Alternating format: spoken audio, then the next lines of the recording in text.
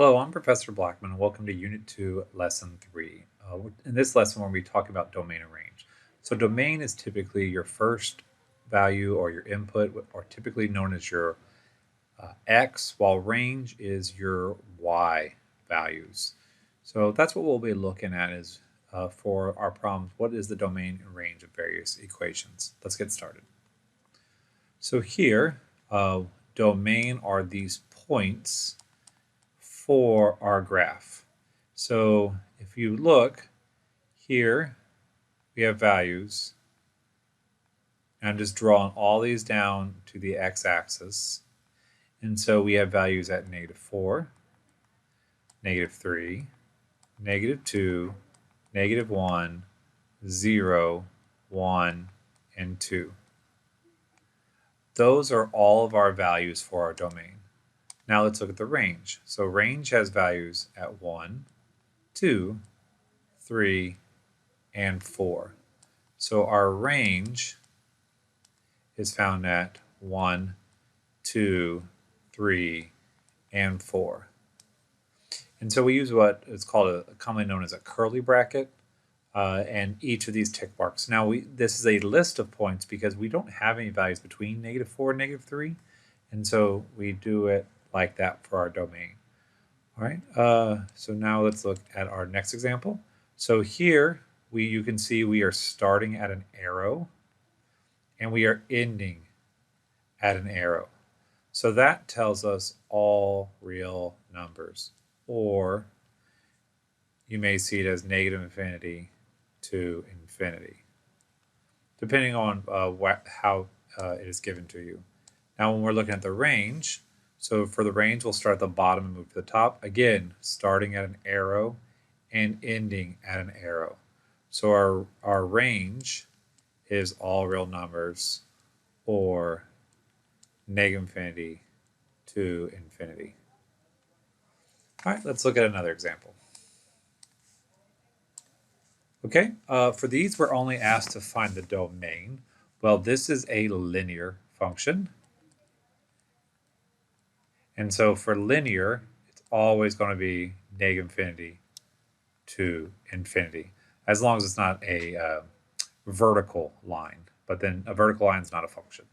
Okay, here we have a quadratic. And we know that because of the x cubed.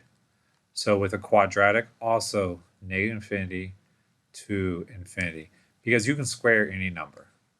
Here we have a cubic. And just like squaring any number, you can raise any number to the third power. So its domain is -infinity to infinity. And this is the absolute value. So we can find the value of any distance. So for absolute value,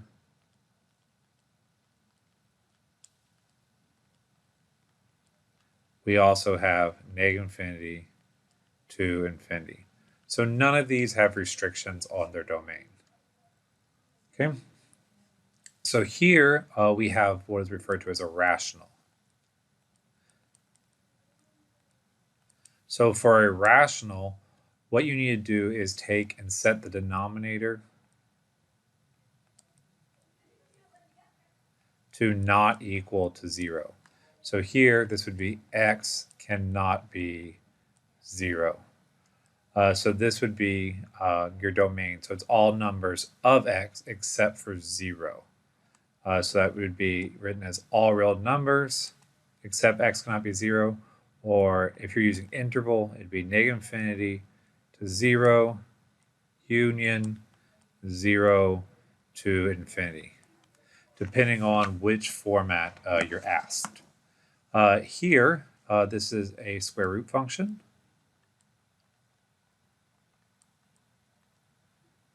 So with a square root, what we do is we set the radicand, which is the number underneath the square root, so the radicand. We set that to greater than or equal to 0, because we cannot find the square root of a negative number. So in this case, it would be x is greater than or equal to 0. So it's all, so for this one, we would just say, use our curly brackets and say that x is greater than or equal to 0. For interval notation, we would use a bracket 0 to infinity. And that would be for interval notation. So that you can clearly see we're starting at 0 and getting larger. So let's do another example for each one. So here with this rational, we would take the denominator and do x minus 1 cannot be 0. So x cannot be, add 1 to both sides, 1. So x can be any number except 1. So that would be our domain here. And for this one, we would set the radicand to greater than or equal to 0. So x plus 5 greater than or equal to 0. So x is greater than or equal to subtract 5 from both sides, minus 5. So as long as any value of x is greater than negative 5, then you have the acceptable domain for this function. All right, that is how you find the domain of various functions.